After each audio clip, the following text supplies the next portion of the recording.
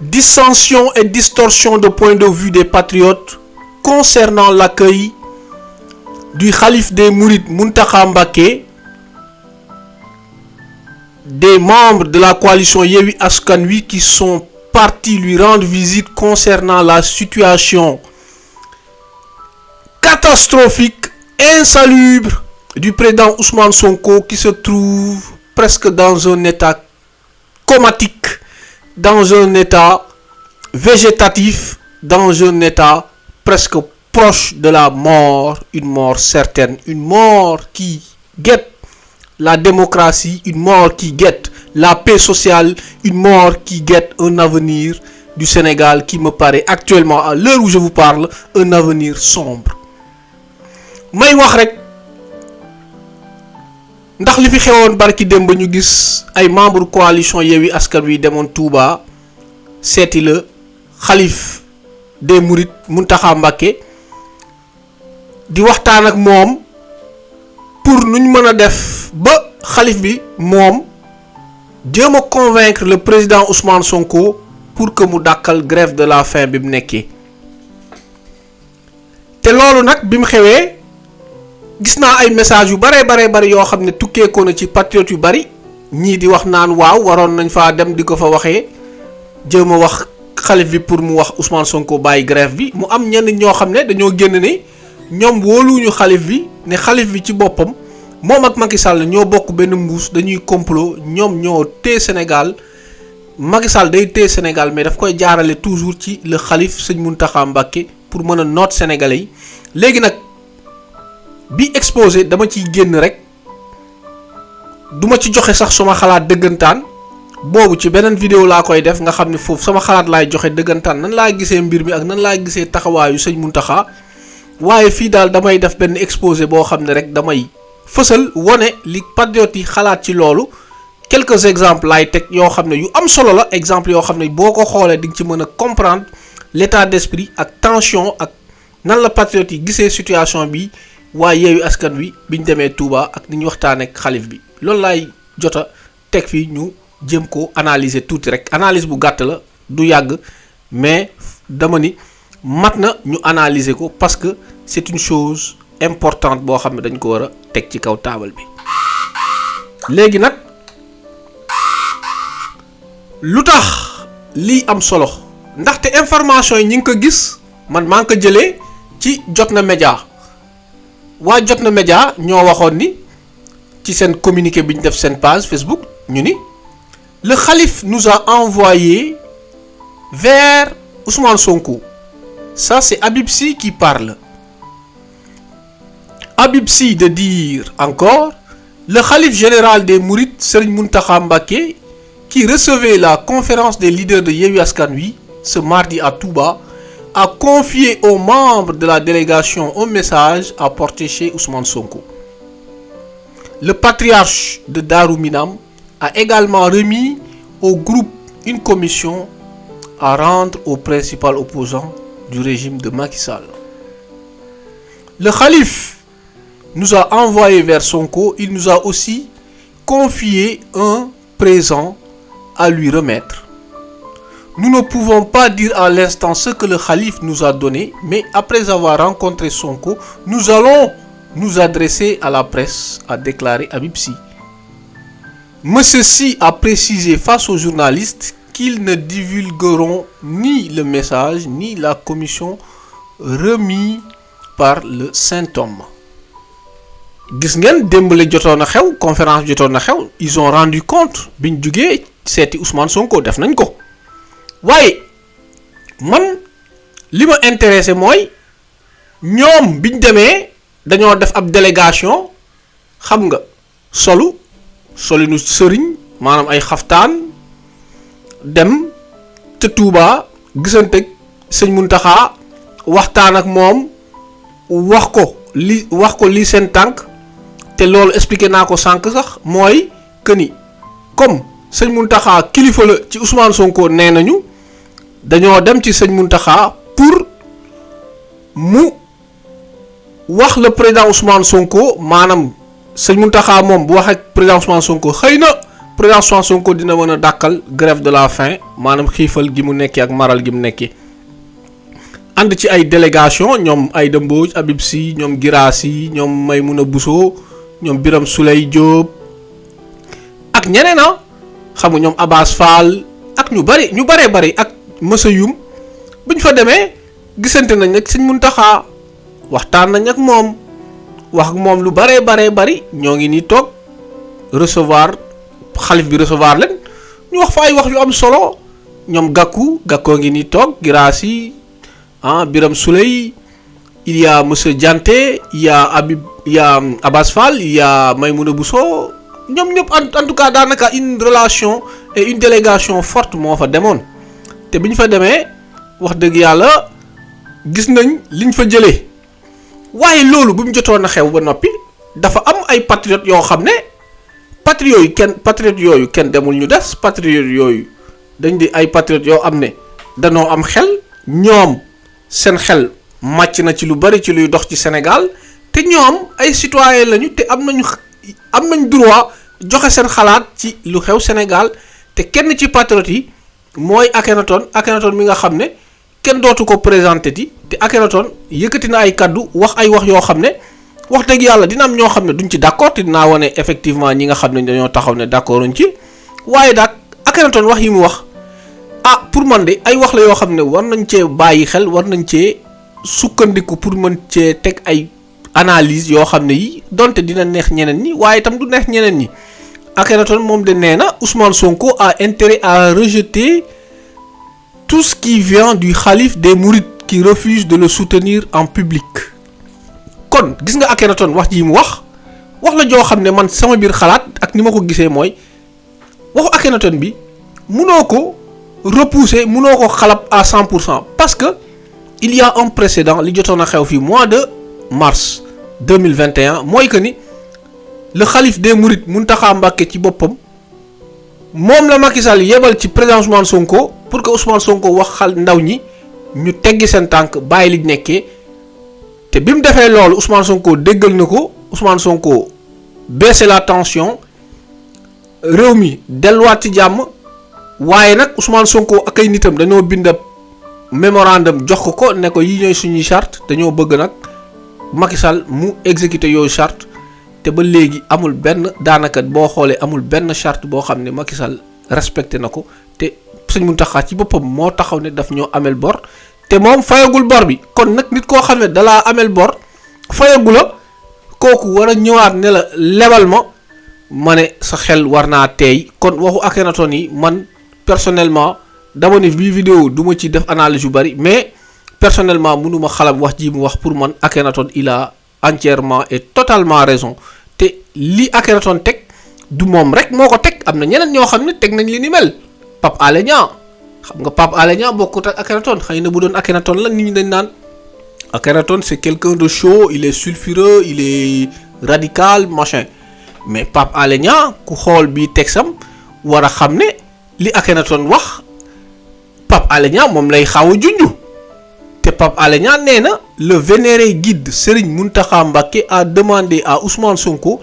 de mettre un terme à sa grève de la faim, une exigence de Macky Sall pour sa libération. Si Ousmane Sonko respecte la volonté du guide, on verra si Macky Sall en fera de même. Juste rappeler, par le passé, Serigne Sidi Makhtar Mbacké lui avait demandé par 3 fois la libération de Karim sans résultat. Kon gis nga li mu jot a wax ni wax la joo xam ne dafa concorder ak waxu Akhenaton te waxu Akhenaton lu tax mu doon wax joo xam ne wax ju wér la parce que Akhenaton li muy wax dama ni ku ko làmb gis ko ku ko làmb daj ko parce que li mu wax barki démb rek la xew fii mois de mars 2021 Sëñ Mountakha ñëw taxaw di ñaan les patriotes ñaan le président Ousmane Sonko pour que le président Ousmane Sonko teggi tànkam président Ousmane Sonko teggi tànkam waaye Macky moom teggiwul tànkam dafa dem defaru jiwaat te respecté wul benn charte boo xam benn charte ci charte yoo xam ne dañ koo jox Sëñ Mountakha pour Macky respecté ko Macky dafa dem jënd ay armes fay ay nervi jënd ay munitions recruter ay nit ay soldats indi leen pour jàpp ay milliers de sénégalais tëj leen rey ay sénégalais te Mountakha amul sax fit noonu laa ko mën a waxee parce que bu fekkee kilifa nga gu mat kilifa boo waxtaan ak say nit yoo xam ne yi say taalibe lañu yaa leen yilif daanaka ak entre guillemets comme niñ koy waxee xaw ma ndax moo yilif Macky Sall wala Macky ko yilif je ne sais pas mais nag bu fekkee moom mat na kilifa war naa mën a dem ci Macky Sall wax ko ni que li ñu waxante woon defoo ci dara waaye waaye sëñ Mountakha moom génnul wax kenn déggu ko bu fekkee sax Macky Sall daf kaa gàntal moom war naa mën a génn wax ni Macky Sall li ñu waxante moom defu ko mais sëñ Mountakha dafa noppi donc Macky Sall kon waxu Akhenaton yooyu muy wax ci sëñ Mountakha man duma ko xalab dama koy bàyyi xel dama koy may nopp. nga gis kii ñu naan Abbas Fall yaa ngi gis Abbas Fall nag moom dafa taxaw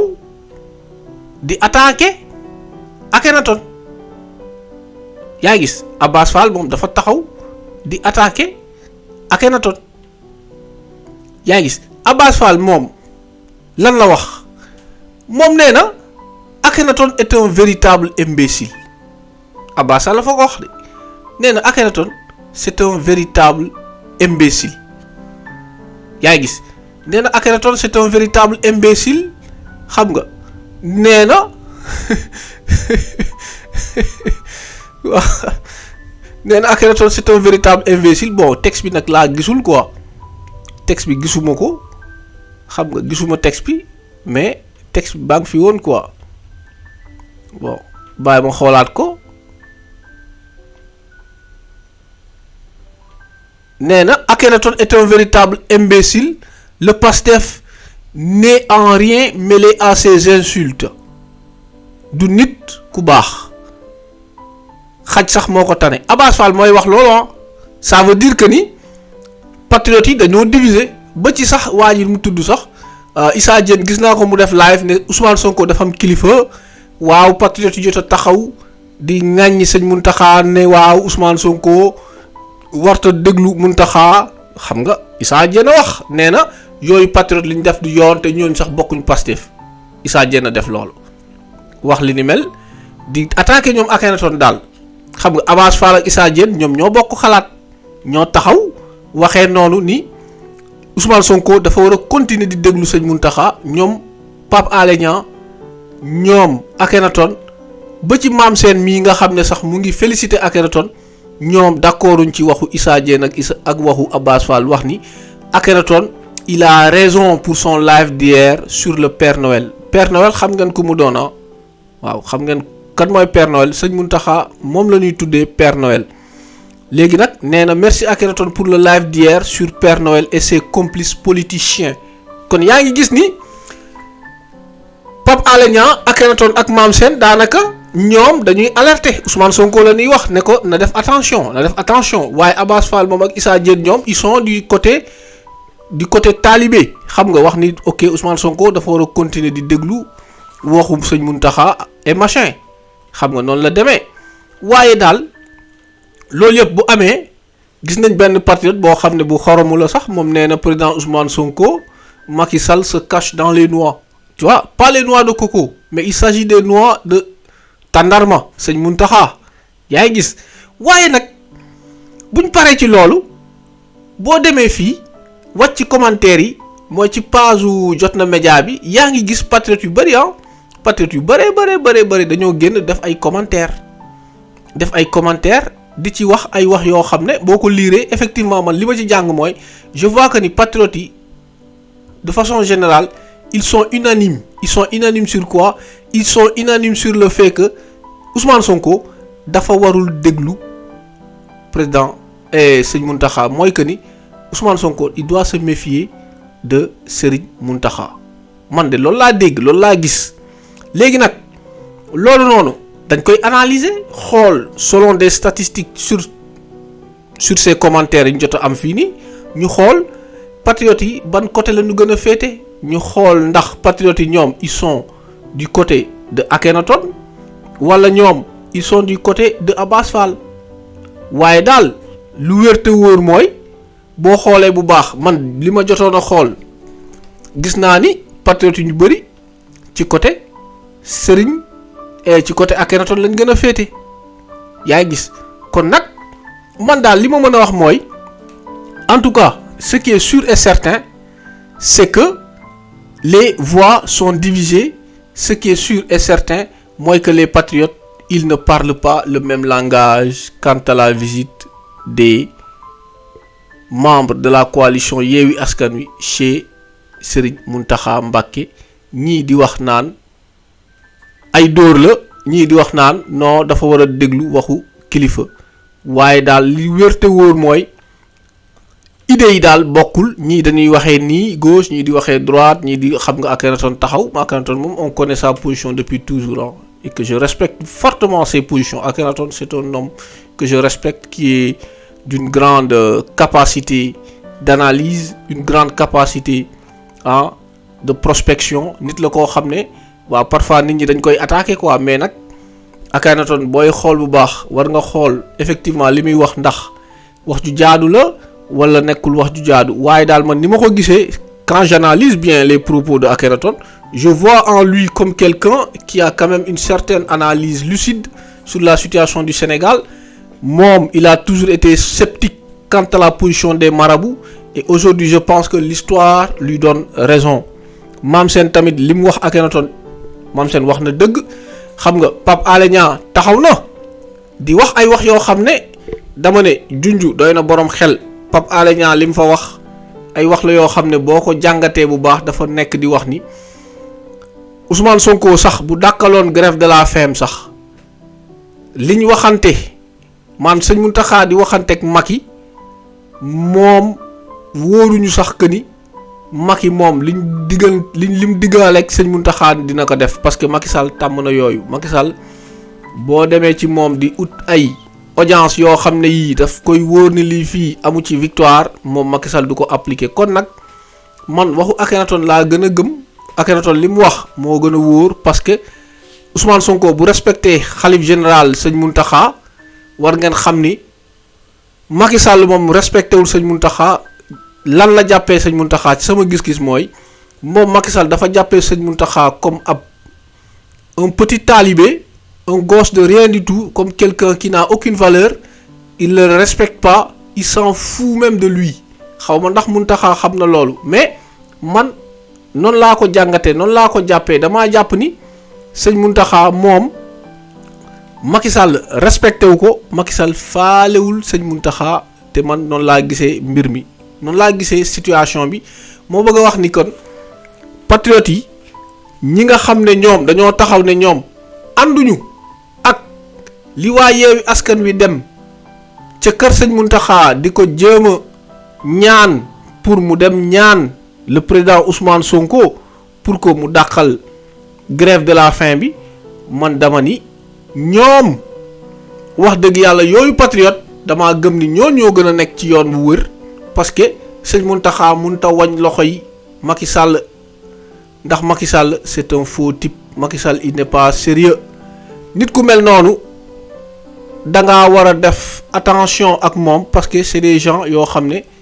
c'est des gens dangereux et Macky Sall il en fait partie c'est le chef. Léegi quant à la bonne foi de Mountakha je ne suis pas sûr